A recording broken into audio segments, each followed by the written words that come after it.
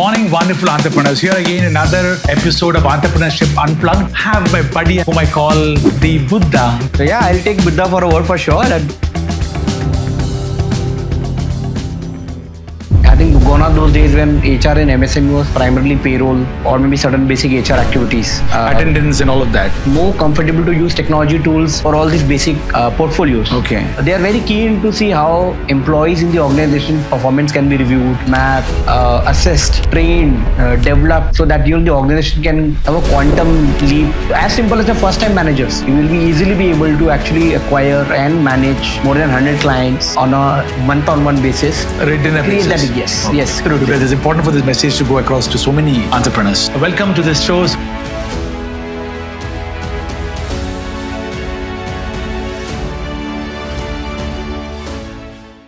Good morning, wonderful entrepreneurs. Here again, another episode of Entrepreneurship Unplugged. It's a very typically rainy morning or a rainy afternoon or a rainy day in Mumbai.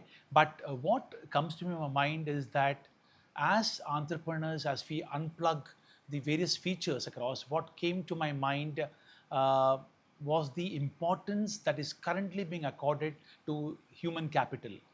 HR in its many ways has undergone a change, though it's becoming difficult for people to get conventional jobs. It's getting stereotyped and all of that. Somewhere there's a breath of fresh air. I like looking at the positivity of things, and there's a breath of fresh air in terms of people coming to the fore, human capital being recognized for what it is, not as numbers, but as human bodies who can really add value and culture to enterprises. Welcome to this show, Suresh Menon here, and it's my pleasure and my honor to have my buddy and this amazing professional, people professional, I'll call him today, not HR on the show, whom I call the Buddha. Why do I call you the Buddha, Kunal? So yeah, I mean, the kind of work that I do, you need to be extremely cool and calm and patient enough to work with many people, cross background, different sectors, different mentality. So yeah, I'll take Buddha for a word for sure. That goes fine. Is that why your company and your enterprise is called the Vedant Resources? So there's a small story behind this, Suresh. So my son's name is Vedant, right? So when I wanted to kind of start my own business, I was told that, why don't you use your son's name? I was like, yeah, that's a great way to leave a legacy behind for my, my son. And I think somewhere it synchronizes with what we also do, right? So Vedant means where all Vedas come together to have a powerful impact. And I think that's what we are doing, as a team, we've come together to create a big impact in the sector where HR is underplayed. They don't get the right kind of exposure. And yeah, we are extremely doing a great job with them, and I'm keeping our fingers crossed for becoming one of the best players in the market. Wonderful. Thank you, Kunal. It's really grateful, real pleasure to have you on the show. Thank you. And important at this time, because when it comes from you, it really comes from somebody who's grassroots level connected at the SME space. I think without any doubt, I can say that it's the MSMEs which will add value to our country and to the world at large in terms of the businesses that are going through so much of disruption, so much of changes, economical, knowledge economy being disrupted, financial economy being disrupted, all of that. So coming into this space, is it getting challenging, tougher, happier for you to handle resources? Has it undergone a change the way you were handling human resources, say 5 years ago, and now? Has it undergone a change, or is it something under control? It's a great question. In fact, what has changed, Suresh, right now is the acceptability of this function in the MSME sector to be there. Oh, I see. Not just as operational support, but actually partnering the business in the right way. Many clients that we work with right now and the inquiries that we keep on getting, all of them are looking at very progressive way of how HR can help them. I think gone are those days when HR in MSME was primarily payroll or maybe certain basic HR activities. Attendance and all of that. Yeah. I mean, all of that is now, in fact, they are now more comfortable to use technology tools for all these basic portfolios. Okay. They are very keen to see how the employees in the organization performance can be reviewed, mapped, assessed, trained, developed, so that the organization can have a quantum leap in terms of where the India is right now from an economy perspective, right? And many of the second and the third, I would say the third generation who are coming into the business, they are very, very progressive. They are very, very keen to create that impact. And I think our journey has been slightly easier and better, I would say, compared to what it was in the initial phase. Now they are open to have discussions and conversations. They understand the language, and they understand the impact of HR function, which is So always multiple baskets or buckets are opening up within HR, right? True. So what all do you do in the Vedant Resources? I mean, under the gamut of HR as a title. Sure. Is it pure play consulting? Tell me more about what you do. Sure. So we were formed about 6 years back. So I come in about 2 decades of experience in HR. So our focus was very clear that we would like to cater to a sector which is a backbone of India, and MSME is the sector which is the backbone of India. Right. So we primarily offer about 3 services, right? So the first one is a pure play HR advisory. When an organization can approach us with a problem statement, as simple as if they want us to do an HR audit, which is a one-day affair, or they want us to help them in setting up their job descriptions or performance management, KRA, KPI. These are very, very small term projects that they would like us to work on. We do that. Second is, organizations typically who are about, let's say, about 50, 60 headcount, and they wish to outsource their entire HR function to us. So it comes under HR outsourcing. So here what we do is we primarily help them in setting up their HR documentation, policy, process, HR operations of the entire life cycle of an employee, including the payroll compliance, statutory, HR technology, and learning and development. Third is these are all little progressive companies, MSMEs who already have an HR function in place. They may have an HR team member. These are primarily operational HRs, I would say, right, with an intent to create an impact, but they may not be able to kind of think strategic.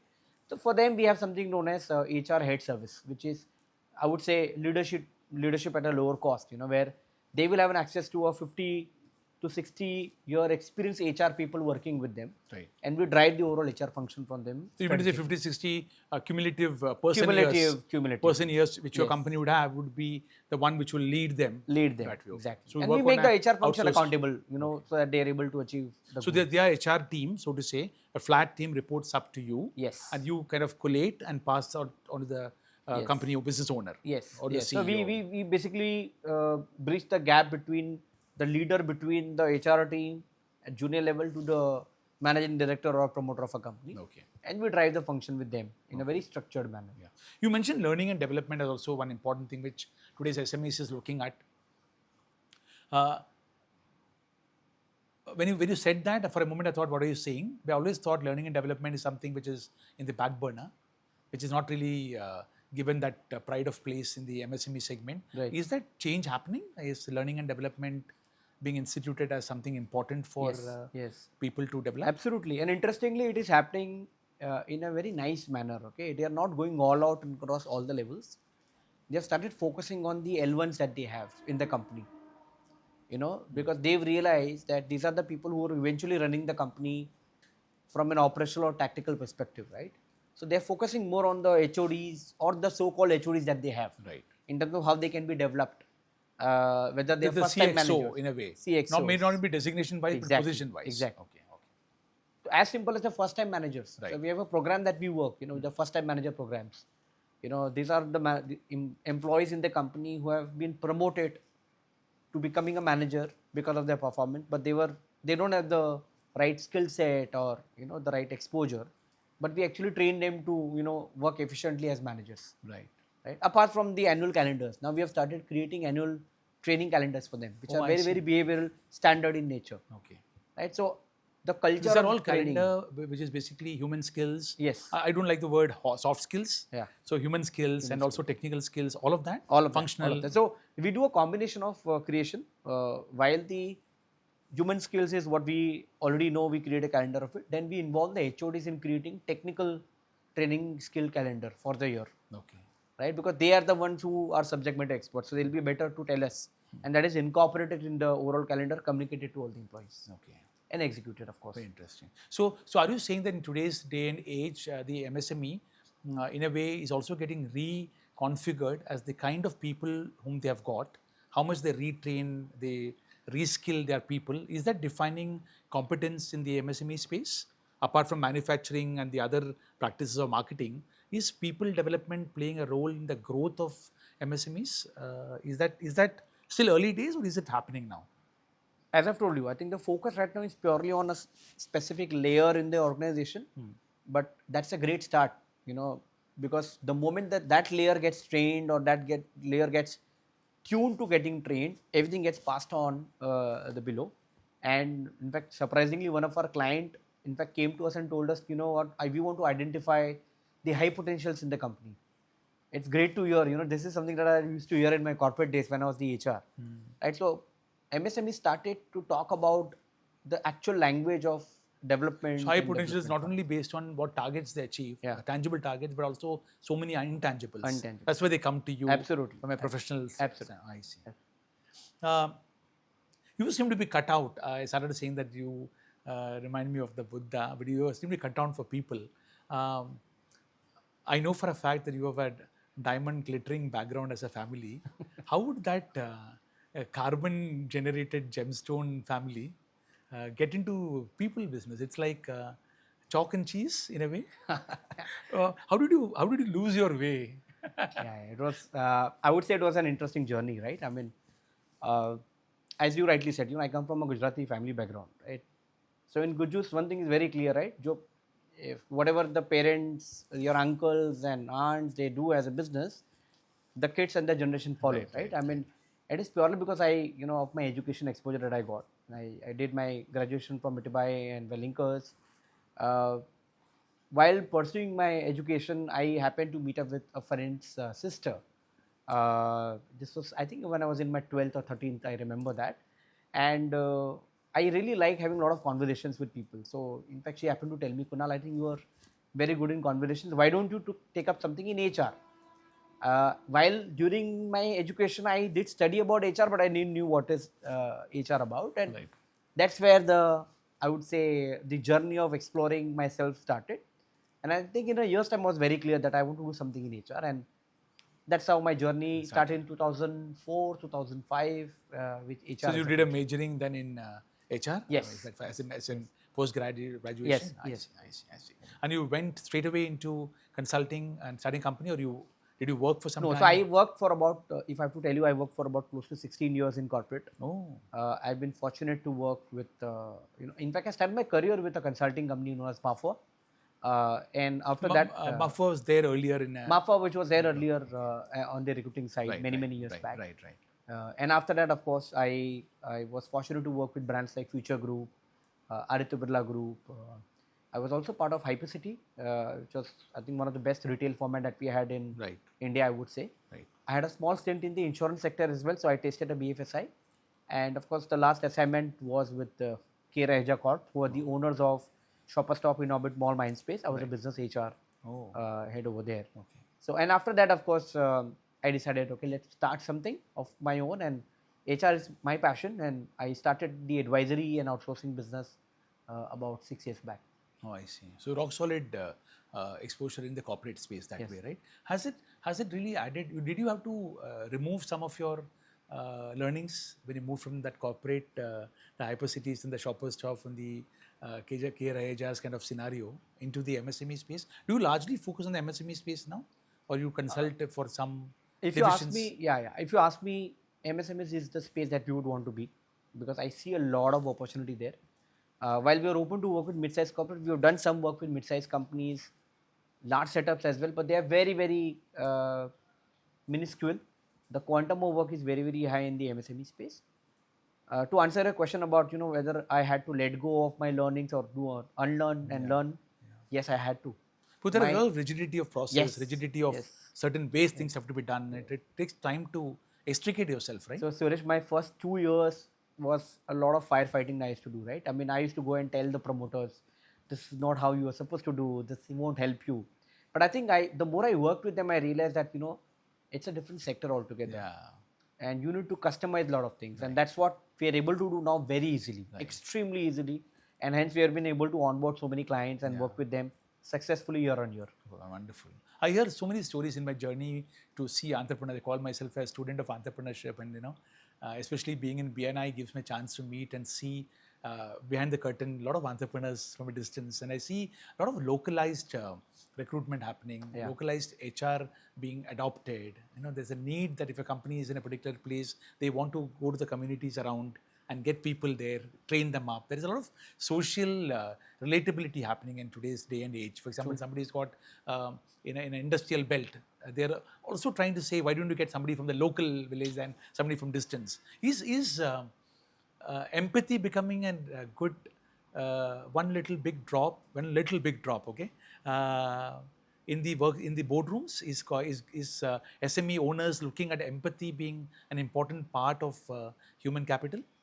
Yes, I would say yes. I think this all starts from the trust that they are able to have with, the employees or the potential employees from that background, right? Okay. In fact, they are keen to get more hands and legs in the company who can be trained and who can work with them for a long time. We did that with one of our retail clients that we worked with. They have about 10 stores. So longevity and being in the company for a long time is definitely a value. No, hire and fire nahi dekh rahe. Absolutely. Aaj aaya, 2 saal ke baad nikal do. No. I think they are longevity very clear. is okay. But now I think, as I've told you, they are also getting to a lot of assessment mode. They are constantly assessing how is it that you can upskill the. You are a certified Thomas profiling assessor, right? I am. So assessment is now becoming not while recruiting, even afterwards. Yes. Are people assessing every periodic? So in fact, one of what we try and push to our clients and we work with them is, if you're promoting anybody in the company, get them to do a normal assessment. That can give you a lot of visibility of, okay, how does the talent look like? If you are looking at onboarding a certain key role in your organization, you do that. If you're changing somebody's profile, from A to B, do that. So I think it's a very informed call, when you take such decisions and calls, and backed by a lot of data, so that gives you a lot of confidence that you're in the right direction. So the profile results are how close to accuracy? Is there a subjectivity? Obviously, every human brings into the table, but is it a large chunk of information which you get as an assessment report largely accurate? Absolutely. In fact, interestingly, all these assessment tools, they are so smart now. If you try and play with them, the actual output really tells you that you tried to play with the assessment. Oh, I see. So the assessment can actually pinpoint your way of working when it comes to what do you think as a person you are. What do you think? It actually tells you about when you're under pressure, how do you react and work, and how are you as a person on the work front. That's the level of detailing that the assessment tools can do nowadays. So that gives a good understanding about. So the assessment tools which are there, you are a specialist, which means the report which comes out has to be deciphered by an expert like you? Or as a business owner, can they read it themselves? Up to a level, yes, if they need some understanding. But the kind of reports that we are able to give it to them, fairly easy for the business owner to read and understand about that person. But where you probably would come in is from the point of view of how with this report can we now make a team formation for results. Exactly. So when when they come and tell me, Kunal, I'm hiring a purchase head or purchase manager in my company. Right. We all will help them and understand what are the competencies or background that you need to hire, the feedback taken on the interview of the candidate, and the report. All three are mapped together so that they get to know, okay, this is the right direction to go. It's very, very strengthening, very invaluable. Yes. It's a very empowering way of recruiting, right? Yes, you don't recruit blind, you recruit with a lot of knowledge. Absolutely. And is this also now discussed with the candidate that you are being profiled, that's where you fit in? Yes. Are they saying you're not fitting in because you're not that you're not good, but it just doesn't fit in? Yeah. That kind of conversations are happening? We do tell them. I think, in fact, they appreciate when discussions are done with them. Because I think everybody wants to have a feedback. So I think today is day and age when we recruit, we have responsibility towards the one whom we get into our company, but we also have responsibilities towards the one whom we do not take. I don't want to use the word reject, but because that's ultimately leading to a better happiness place. No? Absolutely. In that sense. Absolutely. I want to look at this aspect. Being into HR as an entrepreneur, does it impact your ambition? In the sense, do you look at the Vedant Resources being several crores or several notches high, or handling people, does it make you softer, less ambitious? I don't know the right word to use, but that I don't mean that you're not going to be professional, but itna grow nahi karte hain. Let us look at people business mein. We're not into the business of bodies or products. So does it make you as a consulting firm, HR consulting, less ambitious to achieve certain top lines and bottom lines, or does it really spur you on?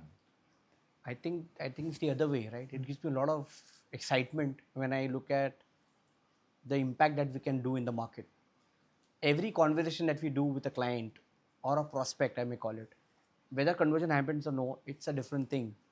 But the kind of value add that we are able to provide to them and the knowledge that we get to them on table, it gives me an excitement that, I think we can do more. And I'm extremely confident, by 2030, we will be easily be able to actually acquire and manage more than 100 clients, on a month-on-one basis. Retainer Create basis. that, yes, Okay, yes, okay. create that impact to them, because we have created the system and way of working. We have So now we're ready technology to tools. scale. Absolutely. So the Vedant is also having multiple offices across multiple Absolutely, cities, absolutely. maybe countries. That kind of scale has come. That's going to scale is come. In fact, we are looking at beyond boundary. We are also looking at how we can provide our HR expertise to countries out of India, who would be happy to take us as their operations partner. No. And there is a big scale of Right. HR services. So is there any specific verticals that you focus on, like manufacturing, logistics? Is there any vertical preference that you have got, which you have inadvertently created, or is it all things to all people? I think in the last 2 years, the kind of clients that we've been able to acquire, it's agnostic of sector. Yes, when I started, I come in with an FMCG, retail, consumer services background. When I started 6 years back, I was very clear I only want to focus on this. But when you create a way of working in the system, then it's agnostic of the sector. So the kind of industries that we cater to right now, we cater to engineering, manufacturing, jewelry retail, Services? hospitality, services. It covers pharma. It covers everything. I see. So it really helps us to ensure that we are able to give the right solution to the sector. Got it. Oh, that's very interesting. So, is there a data which says that tier 2, tier 3 cities are really galloping up ahead to get the right HR framework in place to reach out to the big city competitors? Is that happening? Shift happening, or is it largely the metro centric? If I have to tell you, as of now, definitely metro is what we look, where we see a lot of action. But many conversations that we are doing with tier 2 and tier 3, if you look at the scale of business that they do and the quantum of growth that they want to have, the complexity of business they are building, they in fact have HR functions built in. I see. And they really want us to come on board to give them strategic advice in terms of how they can use it in the right manner. I see. So in fact, some of the organizations in tier 2 and tier 3 are a little better than the metros in a way that they have started thinking how to scale up. I see. Which is a great thing to have. So how did this happen? Is it the need that people are so significant that caused it, or is it the education of the SME owner? Yeah. They are more literate in that sense to handle people. Yes. People cannot be treated like products. Is that awareness which is causing this? Yes, it is also partly because of the kind of companies that they work with. Okay. They service before they started their own organization. Yeah. And also with regards to the clients that they cater to. Okay. The kind of expectation they start building on them. Right. As they say, you need to treat your employees as if they are your first client. Yes. Automatically, your client gets handled. Absolutely. Yeah, that is started sinking in. Sinking in. Absolutely. Okay. In the boardrooms, when I say boardroom, I don't literally mean the corporate boardroom, but in the SME space, when you look at governance, corporate governance, I call it as MSME governance, whether it is two partners, whether it is a proprietor and a chartered accountant or a consultant, whether it is a private limited company, LLP, whichever format companies are, MSMEs are, in the conversations which go around, the discussion about a particular person or persons and the roles, कि I think we should juggle people. ये role में ये better suit होगा, अभी तक इसमें था, अभी आगे जाके let's do something different. These kind of conversations have started happening. क्या or are they still stereotyped? You answered that earlier, saying that human L1 is being looked at being retrained and stuff like that. But in the boardrooms, in the MSME governance space, people are now coming up the ladder in terms of being recognized for growing the company. Yeah. In fact, up to an extent, they have started looking at seeing first. The early logic was always loyalty, right? That's what they would always look at. Okay, this guy has been there for so long, for such a long time. Okay, let me see if I can give them growth. This is slightly changing to performance-driven, impactful work that they do. Here, where they need experts like us to come on board with them to help them assess, give them a scientific reason of what works well and what they need to do. it's there. It's just started, in terms of Yeah. looking at it. Yeah. and that. But so important in today's disruptive world for that kind of empathy to come. I'm slightly tilting towards that because it's so important to have happiness, happy people across, and that leads to a better community. Because if you don't do that, you're not going to be really growing as well. Sooner or later, it'll strike back. Is what Absolutely. I understand. And there are so many different avenues coming up today. There is the second innings women, the mothers who are now really ready to work again because the children have grown up. Right? There are people who are 60 saying that's not retirement. Retirement should be at 80. We're ready to give back. There are organizations which today only employ 60 plus. I heard the other day. Large companies focus is to only employ people who are 60 plus because they believe they bring in their best between 60 and 65. So a lot of these things happening in the world around. It's a very exciting space to be in. Yeah. So I'm sure that you will do well in terms of making sure that people are happy and move on to different spaces. You mentioned about CHRO as a outsourced chief HR officer that you manage. Does it also help in pollination and cross ventilation of cultures?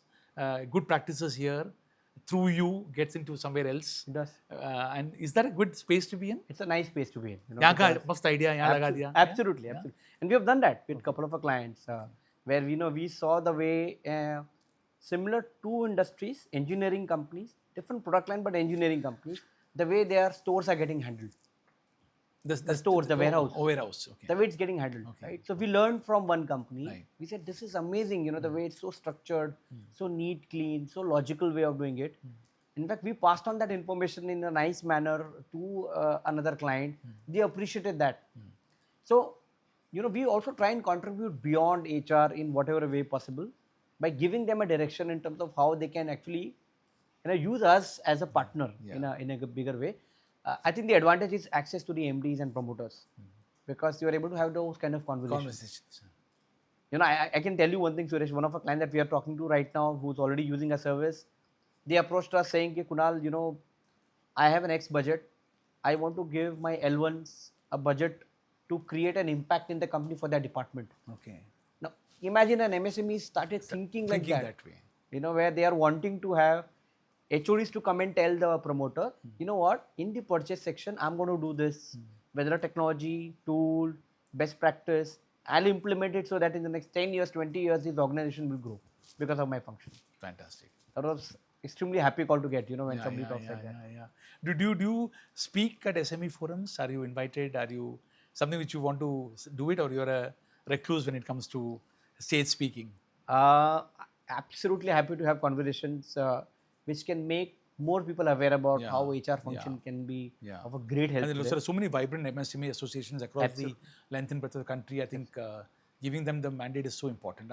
From my side, is going to make sure that Kunal is up on stage wherever I can kind of get you up there. Absolutely. Because it's important for this message to go across to so many entrepreneurs. In fact, lately I had an opportunity to speak at RATA, which is Association for HVAC of India.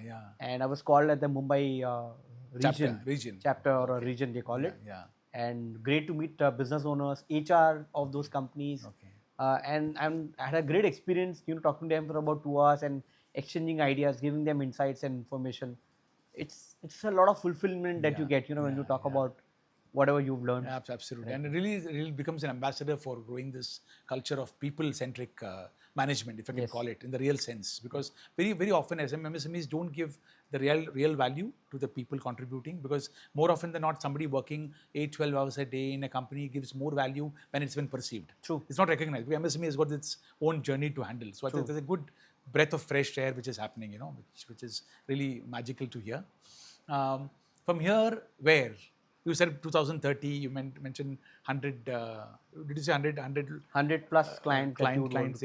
But if you were to define clearly between now and 25 moving forward, do you see yourself as being the MSME go-to HR services organization? Would it mean that there will be the Vedant Resources ka one center in each manufacturing hub in the country?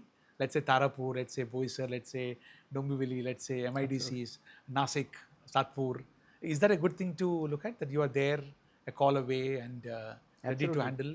Absolutely, Suresh. So I am very clear that, the Vedant Resources as an organization will be the preferred choice for any organization in the MSME sector who wants to create an HR impact for them. And this is not only from a business scale perspective, but also from a fulfillment, giving it back to the sector, which has so much of excitement to do. The 1 year of working relationship with a company, may end after a year after a contract, but the relationship formed with the promoters stays for a long time. Right. Some of them might not be long-term assignments, might Absolutely. be shelf life assignments. Yes. Yeah. And we keep it very, very simple and clear for them, because I think it's about the impact that we can do and an ROI of the investment that you have done with us. So generally our projects are for a year or two, depending upon what interventions they want to do in the company. Superb. So HR practitioners, HR theoreticians, HR professionals, what would be the famous message which the Buddha wants to give? Any message he wants to give? Looking at the camera, do you want to give a learning or a message or a guidance? So I think one thing with HR that I've understood in the last 2 decades is we need to have a lot of empathy, with any client or people that we work with. Understand what they are going through and accordingly provide a solution, because not everything is a copy paste.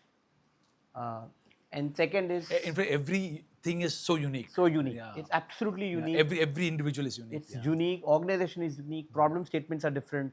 Solutions are different. So the engagement level of the HR function has to be extremely high. And third is execute. A lot of time. You mean to say get it done? Get it done, because a lot of time goes in people trying to understand whether or not they're thinking, procrastinating. I think execution is the key, and the moment you see one impact, that gives a lot of fuel for you to do some bigger level work. Yeah, superb. Thank you so much, Kunal. So now I know why they say the diamond glitters, right? Here is the diamond who, without being in the diamond sector, is glittering by his thought, which says, be empathetic, walk the talk, and that's the magic of execution. No wonder he glitters so high. No wonder he is the hope for so many of us in the MSME space who want to look at people skill being respected, people being nurtured to get long-lasting, sustained, happy growth. Because at the end of the day, growth is not about numbers, top line and bottom line. It's about happiness around in the organization and the communities that you service and the clients that we handle. Thank you so much, Kunal, for being up on this amazing show. You really have unplugged another feature of the entrepreneurship journey, and it's my honor and a pleasure to have you here. Thank you so much. It was a pleasure being here. Thank you so much. Thank you very much. Yeah. I hope you found this episode insightful and engaging. Leave a like, comment your thoughts, and subscribe to my YouTube channel. Let's keep pushing the boundaries of what's possible in the world of entrepreneurship.